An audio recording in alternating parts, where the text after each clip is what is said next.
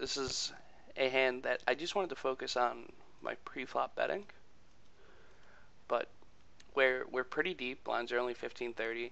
Guy raises under gun to 90. I have two kings in position.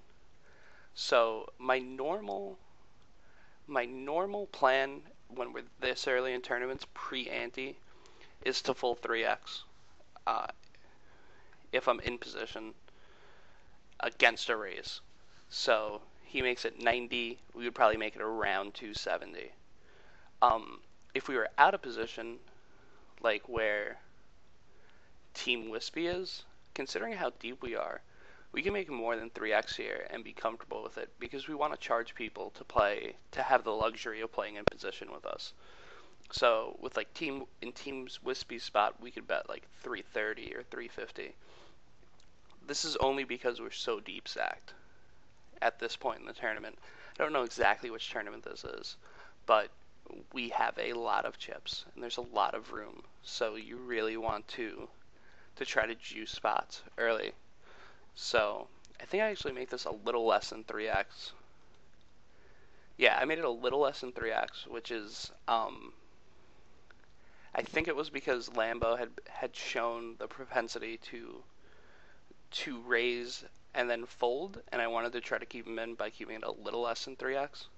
And we are also in position, so we could charge them less to see it. So we wanted to keep him in the pot. So we bet 255. And he flats. Now, we flop top set, and the player has 2,800 chips. So he bets 350, and I'm thinking if I call 350 here, there'll be about 1,100 into the pot, and then if he checks, like, I'm going to have to bet the turn and river to get him all in. Like, I can't just shove for 2,400. So what I do is I put in a little bit of a raise. And this bet sizing, it's, almost a min raise. I essentially click it back. I essentially min raise him back, adding, a little bit more to the pot, another 80 chips. But what I'm doing here is if he calls a 780, it sets up a perfect turn shove because he's got 2377 left, and once he calls, there's now 2100 in the pot.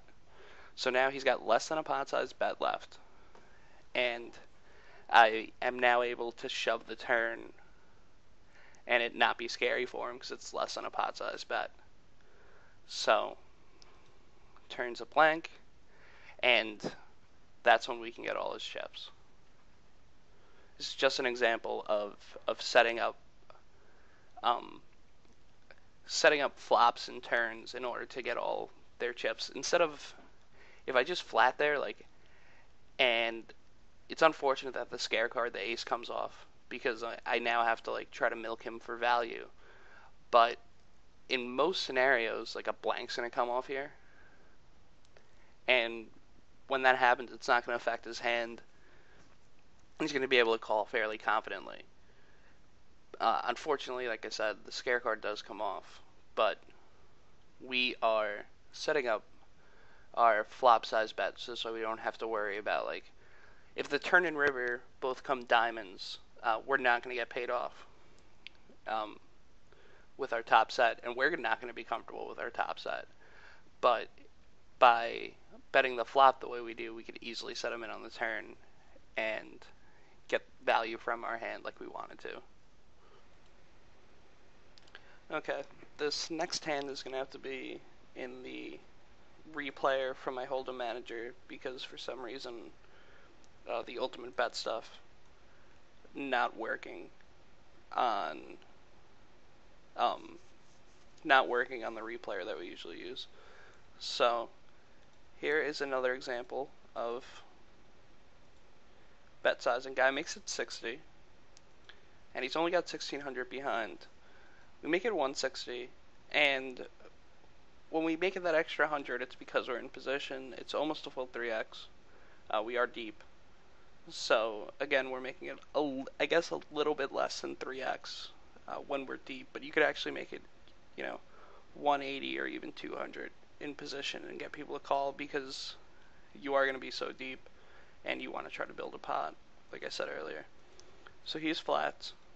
Flop is a7 queen, and he checks, and we're like very confident that we have the best hand. And he could have a hand like queen jack, but we can't check back the flop here, because if we do, the turn and river won't be big enough to get them all in, unless we bet like, 300 on the turn. Then there'll be 950 into the pot, and he'll still have 1200. So the only way to get a pot size bet in here, in order to get all his chips, we're gonna have to bet here. So we bet 180, and the 180 sets up nicely because we're trying to set him up for the river. So there's 710 chips in the middle. He checks again, and we're pretty sure that he's going with his hand, that he has a marginal ace at this point. He's going to release his queen if we bet twice anyway, and there's so many marginal aces that we have beat at this point. So we bet 395, which seems, normal in relation to the pot, but when he calls, there's now 1,500 into the pot, and he's only got 900 left, so he's hogtied to his hand at this point. This is actually a great river card for us, because, he's going to think he's chopping the pot a large percentage of the time.